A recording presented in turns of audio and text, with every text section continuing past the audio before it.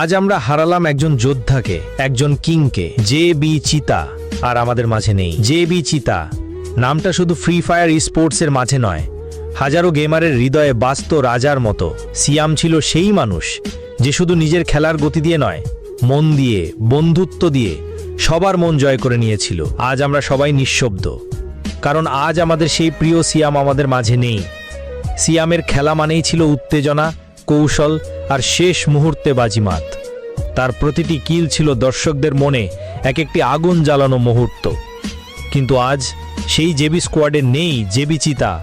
আজ আমরা কাঁদি, তবে গর্ব নিয়ে বলি, সিয়াম, তুমি ছিলে এবং থাকবে আমাদের গেমিং স্পোর্টস কমিউনিটির চিরকালীন হিরো।